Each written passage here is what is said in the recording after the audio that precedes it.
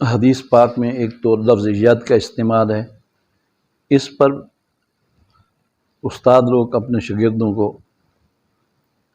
درس دیتے ہیں بھی اللہ کی ید سے کیا مراد ہے۔ اس سلسلے میں ہمارے علماء نے یہ کہا کہ سلف صالحین کے دو گروپ ہیں، ایک ہیں مفوضہ اور ایک ہیں معولہ۔ مفوضہ تفویض کرنے والے، مفوضہ تفویض دوسرے کے کام سپرد کرنے والے، ایک ہے معولہ۔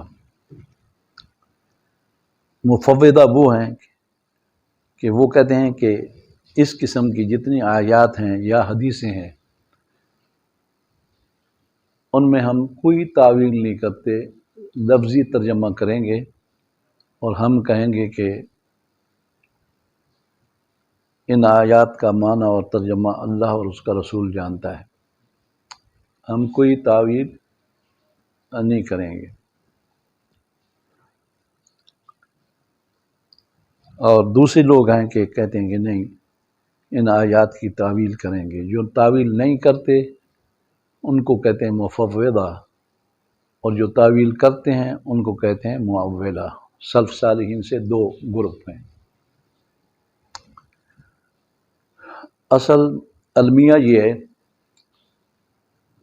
جس کی وجہ سے یہ دو گروپ بنے کہ دلائل عقلیہ اور نقلیہ سے قطعی طور پر ثابت ہے کہ اللہ تعالی جسم سے پاک ہے، جسمانیت سے پاک ہے، اس لیے کہ جسم اور جسم کے لوازمات جتنے بھی ہیں سب حادث ہیں، اور اللہ محل حادث نہیں ہے، حادث بھی نہیں ہے، محل حوادث بھی نہیں ہے، لہذا وہ جسم بھی نہیں ہے، اور جسم کی جو صفات ہیں امکانیہ ان سے بھی اللہ تعالیٰ پاک ہے،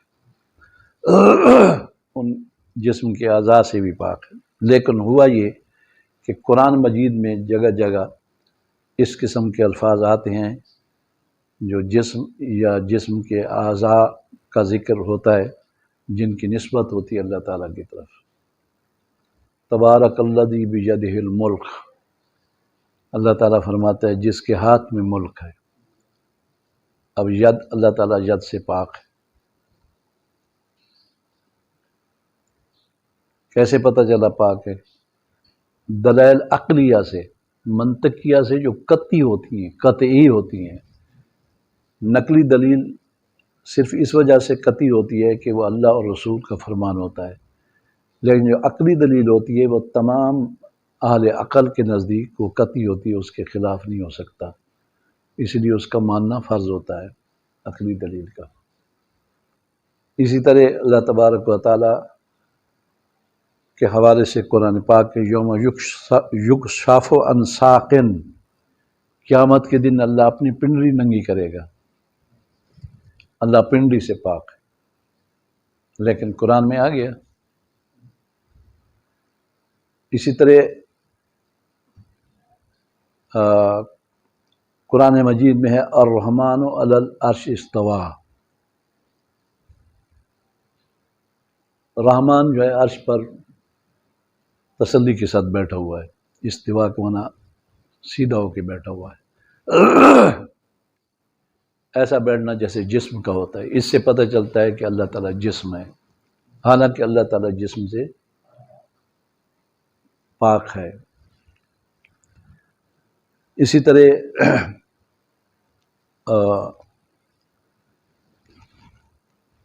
احادیث میں یہ آتا ہے کہ شب قدر کی رات اللہ تعالیٰ نازل ہوتا ہے۔ نزول اور صعود یہ اجسام کی صفات سے، اللہ تعالیٰ ان سے پاک ہے۔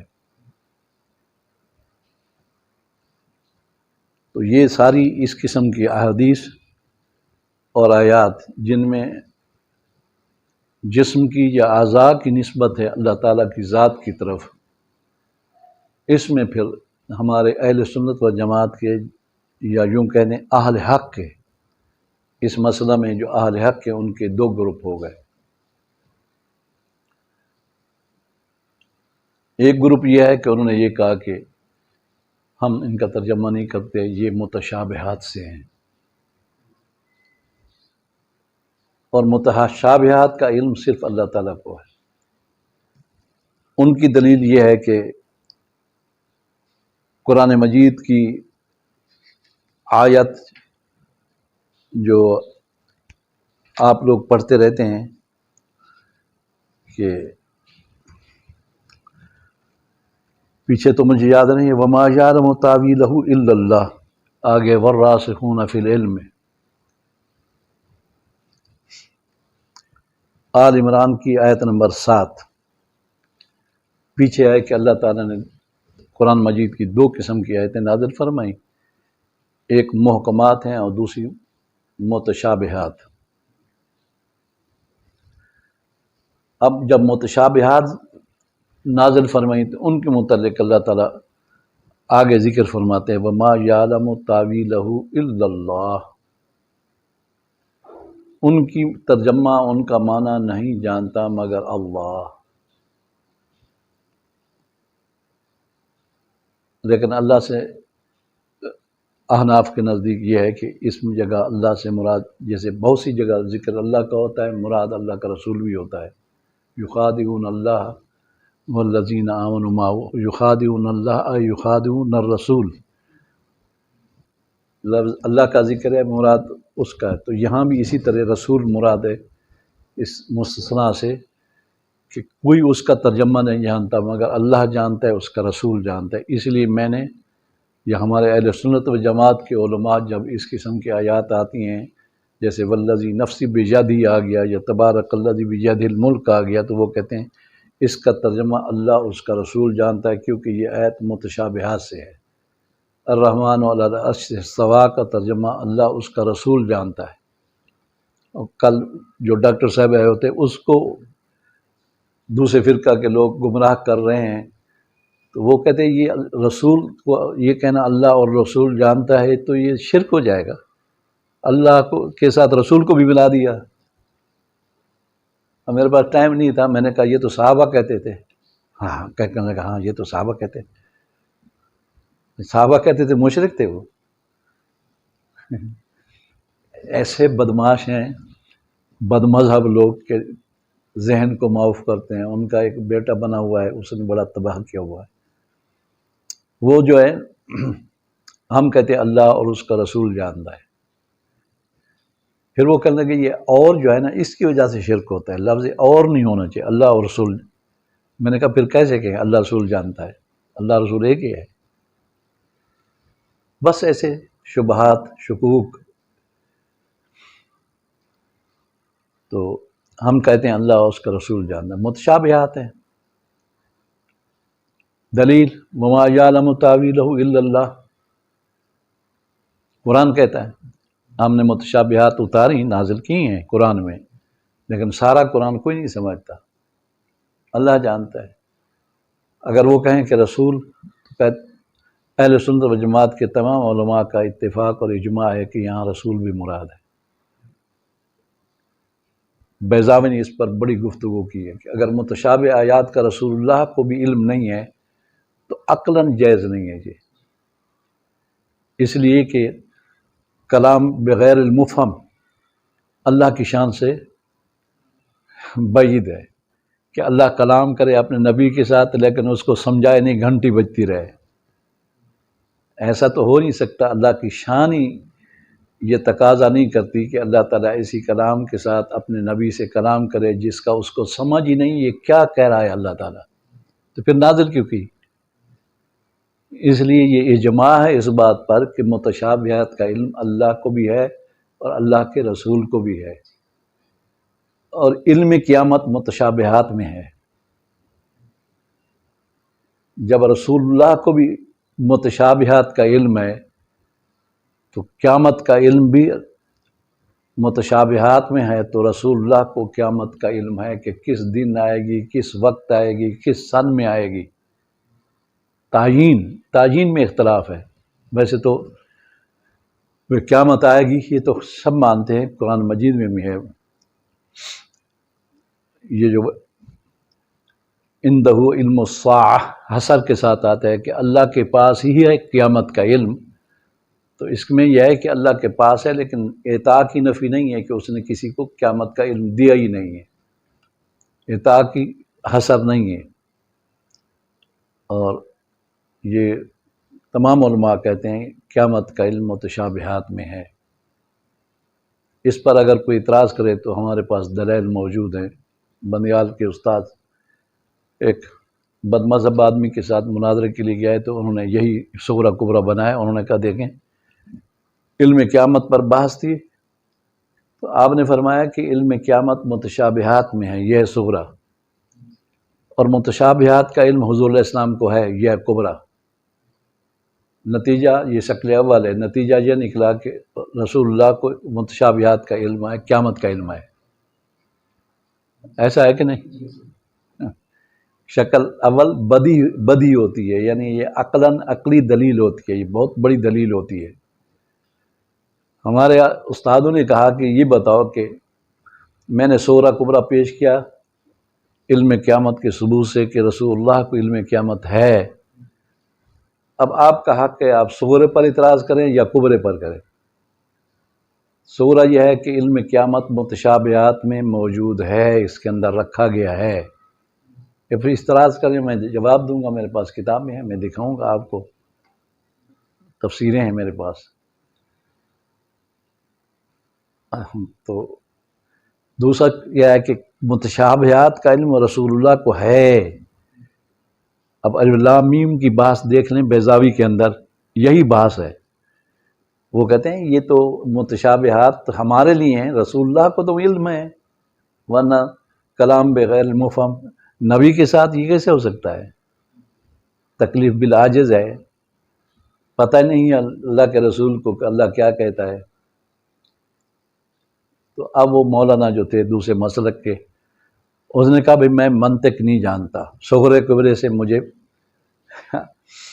کوئی واسطہ نہیں ہے، میں جا رہا ہوں، السلام علیکم۔ یہ ایک مطلب ایک طریقہ ہوتا ہے بات کرنے کا، لیکن ہم تو کاروبار میں لگے ہوئے ہیں نا، پڑھنے پڑھانے والا مسئلہ تو اس دور میں ختم ہو چکا ہے، رسمی طور پر پڑھتے ہیں، کوئی سمجھ نہیں آتی۔ تو وہ یہ کہتے ہیں کہ وما یعلم تاویلہ الا اللہ، اور رسول بھی اس میں داخل ہے، اللہ ہی جانتا ہے، حسر کے ساتھ ہے، وما یعلم تاویلہ الا اللہ، رسول تو آ گیا نا، آگے اللہ کے اندر حسر ہے، یہاں بریکٹ ہے، یہاں وقف ہے، یہاں اگلی آیت آگے ہے یہاں کا۔ تو یہ لوگ ہیں مفوضہ کہ ید کا معنی، ساق کا معنی، جسم کا معنی اللہ اور اس کا رسول جانتے ہیں۔ اور ہمارے امام اعظم ابو حنیفہ رحمۃ اللہ تعالیٰ علیہ بھی یہی فرماتے ہیں۔ وہ فرماتے ہیں اگر ید کا معنی قدرت کرو، قدرت تو پہلے اللہ کی صفت ہے، تو ید کا لفظ محمل ہو جائے گا، ید کا لفظ غیر مستعمل ہو جائے گا، ید کا لفظ ایسے ہوگا جیسے کہ قدرت تو موجود ہے اللہ کی، تو ایک لفظ کو دوسرے لفظ کے معنی میں جب کیا تو وہ لفظ اڑ گیا ایک طرف سے۔ تو کتنے الفاظ ہیں جن میں ید ہے، ساق ہے، چہرہ ہے، آنکھوں کا، انک بأعیننا قرآن پاک میں ہے، یا رسول اللہ آپ ہماری آنکھوں میں ہیں، سامنے ہے میرے۔ آیون عین کی جمع، عین کس کو کہتے ہیں؟ آنکھ کو کہتے ہیں، اللہ تعالیٰ آنکھ سے پاک ہے، تو یہ ساری آیتیں اڑ جائیں گی۔ تو امام اعظم ابو حنیفہ جو ہمارے امام ہیں وہ کہتے ہیں کہ ان کا علم اللہ تعالیٰ کو ہے۔ کیا کہیں یار؟ تو آپ فرماتے ہیں یہ کہیں کہ یہ ید جو ہے اس کا معنی اللہ اس کا رسول جانتا ہے، اور ید کا معنی کریں کہ ید اللہ تعالیٰ، قسم اس ذات کی، اس حدیث کا معنی کر رہا ہوں، قسم اس ذات کی جس کی ید میں، وہ ید جو اس کی شان کے مطابق ہے، اس کے ید میں جان ہے، ید جو اس کی شان کے مطابق ہے، بندے کی شان کے نہیں ہے، بندے کی ید جو ہے تو وہ تو کچھ بھی نہیں ہے، اس طرح معنی کہ تفویض کا معنی یہ ہوتا ہے۔ ٹھیک ہے کہ نہیں؟ وہ کہتے ہیں یہ ترجمہ کریں، الف لام میم، اس کا ترجمہ کریں اللہ اس کا رسول جانتا ہے، بس۔ یوم یکشف عن ساق، کہتے ہیں اللہ تعالیٰ اپنی پنڈلی سے کشف فرمائے گا، پنڈلی جو اس کی شان کے لائق ہے۔ آیوننا، اللہ تعالیٰ آنکھوں کے ساتھ، حضور ان کی آنکھوں میں ہیں جو اس کی شان کے لائق ہے، یہ معنی کریں تو یہ کون کرتے ہیں؟ مفوضہ، اور ہمارے ایمان صاحب مفوضہ ہیں، معولہ نہیں۔ اب معولہ جو ہیں وہ بھی علماء راسخین ہیں، وہ یہ کہتے ہیں کہ جو مجسمہ ایک فرقہ ہے ان کا جواب چاہیے ان کو، اس لیے کہ جو لوگ اللہ تعالیٰ کو جسم مانتے ہیں، اس کا ہاتھ مانتے ہیں، آنکھیں مانتے ہیں، سب کچھ مانتے ہیں، ان کو کہتے ہیں مجسمہ۔ عقلی دلائل سے وہ مطمئن نہیں ہوتے، تو پھر ان کو جواب کیسے دیں؟ قرآن مجید کی آیات کا جواب کیسے دیں گے ہم؟ تو ہم کہیں گے عقلی دلائل سے ثابت ہے کہ اللہ جسم و جسمانیہ سے پاک ہے، اور ان آیات کی تعویل ہے۔ اب ان کو کہا گیا بھی تعویل یہ کہاں سے ثابت کرتے ہو تم؟ تو ہم وہ کہتے ہیں کہ ہم یہ ثابت کرتے ہیں وما یعلم تاویلہ الا اللہ والراسخون فی العلم، وقف والراسخون فی العلم پر ہے، اللہ ان کی تعویل جانتا ہے، اور جو راسخ فی العلم ہیں، انبیاء ہیں، اولیاء ہیں، صحابہ ہیں، وہ بھی جانتے ہیں معنی۔